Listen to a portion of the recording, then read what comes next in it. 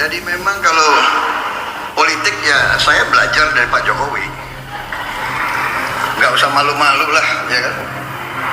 Kadang-kadang orang sudah nggak berkuasa, mau dikuyu-kuyu, mau dijelek-jelekin.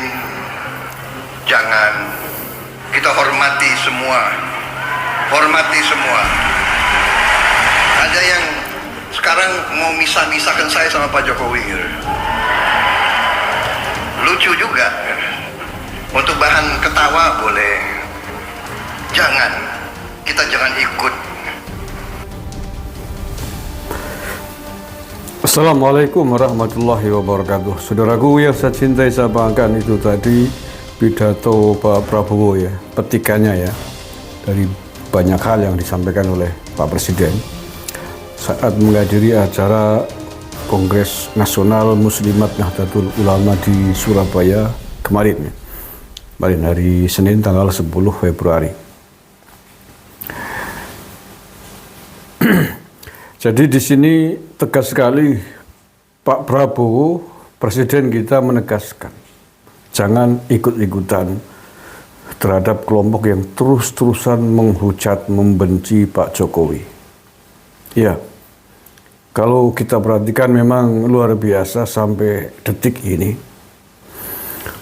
Kita kasihan melihat Pak mantan Presiden Indonesia Pak Jokowi hampir tidak pernah berhenti cacian, hujatan, makian terhadap Pak Jokowi di media sosial. Yang terakhir adanya vandalisme adili Jokowi di sejumlah tempat, di sejumlah kota. Alhamdulillah pelakunya sudah ada yang ditangkap. Kita merasa prihatin sekali sikap-sikap kebencian terhadap mantan Presiden kita Pak Jokowi pasca 2 periode memimpin Indonesia, memimpin Republik ini, seolah-olah selama 10 tahun ini Pak Jokowi dianggap tidak punya prestasi apa-apa. Seolah-olah Pak Jokowi dianggap presiden yang tidak menorehkan kerja apapun. Hasil kerja besarnya tidak dianggap sama sekali. Yang dilihat hanya kekurangannya saja. Gara-gara dendam dan residu politik kekalahan capresnya. Kita kasihan sekali karena yang menghujat Pak Jokowi pada saat ini datang dari dua kubu musuh politiknya Pak Jokowi, residu Pilpres 2024 kemarin. Kalau pasca Pilpres 2014, pasca Pilpres 2019 masih mending. Kita masih bisa meredamnya dengan mudah karena hanya datang membenci Pak Jokowi, pembenci pemerintahnya Pak Jokowi ketika itu hanya dari kelompok ekstrim kanan. Kelompok yang suka tokbar takbir lah. Kelompok garis keras.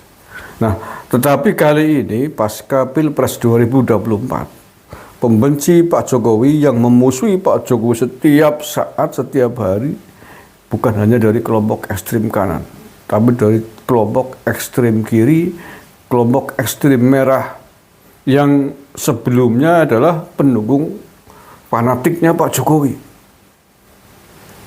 Jadi tentu saja ini adalah momen, kesempatan di mana kelompok ekstrim kanan kemudian menemukan ladang hujatan yang luar biasa didukung oleh kelompok ekstrim merah, kelompok ekstrim kiri ini.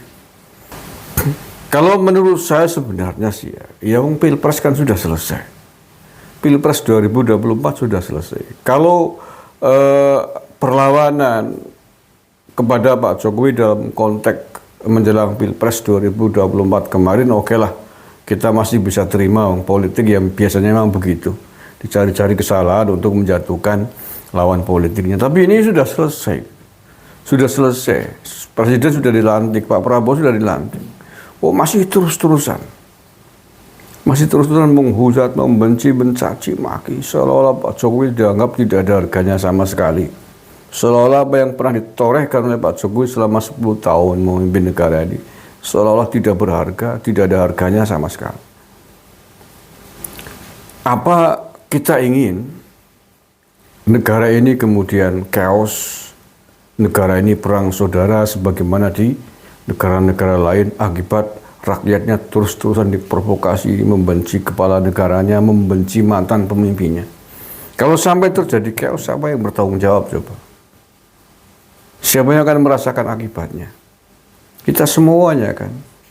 Apa yang kita bangun selama ini, membangun Bhinneka Tunggal Ika, membangun kerukunan hidup di antara anak-anak bangsa yang banyak perbedaan ini, akan menjadi hancur, lebur, sia-sia.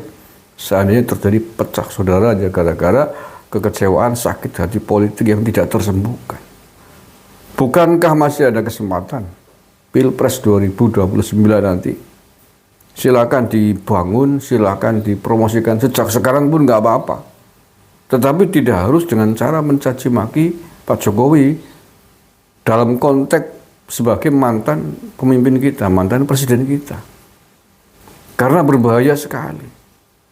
Itu saya kira cara yang paling fair. Oke lah kalau Pak Jokowi kecewa ya kecewa, tapi udah kalah ya sudah.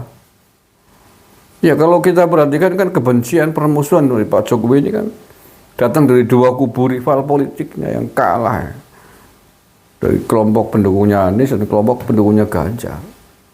Iya kelihatan sekali di media sosial semuanya. Begitu Pak Jokowinya sih saya kira nggak masalah ya itu. Pak Jokowi sudah teruji lah ya dengan hujatan kebencian caci maki selama 10 tahun. Sudah sangat berpengalaman. Yang kita khawatirkan para pendukung-pendukungnya, masyarakat lain kemudian tidak sanggup menahan emosi, tidak sanggup menopang emosi. Kan dalam paribasan Jawa ada pepatah kuat sing ngawaki, ora kuat sing ngayomi. Itu loh. Pak Jokowinya kuat mungkin, tapi pendukung-pendukungnya kemudian tidak kuat gitu loh. Ini kan berbahaya sekali. Kalau sudah terjadi chaos, konflik horizontal antar sesama warga masyarakat sipil yang repotkan kita semua. Makanya saya sepakat dengan Pak Prabowo, sudahlah. Mari kita bangun kebersamaan. Bukan berarti kita tidak boleh mengkritik, yes, wajib semua pemimpin negara ini di semua levelnya dari tingkat kepala desa sampai presiden tentu harus kita awasi, harus kita kritik ketika ada kesalahan-kesalahan. Tapi kritikan kan berbeda dengan hujatan, dengan kebencian. Kritikan ya tidak terus-terusan disampaikan tiap hari dengan kebencian-kebencian yang luar biasa. Pak Prabowo pun kita amati lagi baru 100 hari pertama kan. Kalau besok ternyata ada kebijakan-kebijakan yang nggak benar ya kita beri masukan, kita beri kritik. Wajib untuk kontrol itu. Kalau enggak sih gimana? Tapi kalau dengan mengamburkan kebencian terus-terusan itu bisa menimbulkan emosi kemarahan publik kepada negaranya. Frustasi, nanti bisa chaos. Kalau sampai terjadi pemberontakan, sebagaimana negara-negara lain siapa yang akan rugi? Susah obatnya mas. Resikonya sangat besar. Pertumpahan darah itu susah disembuhkan. Balas dendamnya itu gak cukup 1-2 tahun. Lah ya silakan berkaca ke negara-negara di Timur Tengah. Akibat perang saudara, balas dendam, yang menang kemudian dihajar oleh yang kalah dan seterusnya dan seterusnya. Puluhan tahun gak selesai. Afghanistan itu udah 60 tahun lebih. Generasinya bodoh-bodoh gak selesai karena sibuk hanya dengan perang saudara, balas dendam politik. Begitu juga di negara-negara lain. Saya sepakat Pak Jokowi ada kesalahan kita kritik. Tapi kan kritik ya kritik, kebencian ya kebencian. Dan yang kita lihat hari ini bukan kritik, itu kebencian luar biasa. Permusuhan, seolah ingin menjatuhkan, ingin menghancur, leburkan Pak Jokowi. Ini kalau terus-teruskan nggak sehat dong. Nggak sehat bagi dunia perpolitikan negara kita. Ya kalau diterus-teruskan tidak sehat. Bisa memicu perang saudara. Kalau perang saudara yang sedang ya bangsa asing itu yang sedang mengincar Indonesia. Lah ya coba, ini kalau diterus-terusin begini caranya. Kemudian terjadi chaos misalkan. Perang saudara. Pilpres 2029. Yang menang nanti kubunya merah atau kubunya hitam putih itu. Akan terjadi balas dendam, penghujatan yang sama oleh lawan-lawan politiknya kan nggak pernah selesai. Mau cobalah kita berdewasa sedikit di dalam berpolitik itu. Dewasa di dalam berpolitik. Janganlah kemudian kebencian kita kepada lawan politik, rasa cinta kita yang berlebihan kepada jago, kepada idola politik kita di tanah air ini, sampai mengalahkan rasa handarbeni kepada bangsa ini, sampai mengalahkan resiko yang bisa diterima oleh bangsa dan negara ini kalau sampai terjadi chaos politik. Menjaga kesatuan, persatuan bangsa ini agar tetap rukun, agar tetap utuh, itu jauh di atas segala-galanya, jauh lebih penting daripada sekedar kekuasaan politik, daripada sekedar membela idola tokoh-tokoh politik kita. Ya, sekali lagi, keutuhan bangsa dan negara jauh di atas segala-galanya. Karena hanya dengan keutuhan bangsa dan negara ini, dengan kedamaian yang ada, kita bisa berekspresi, bisa membangun bangsa ini dengan aman, dengan damai.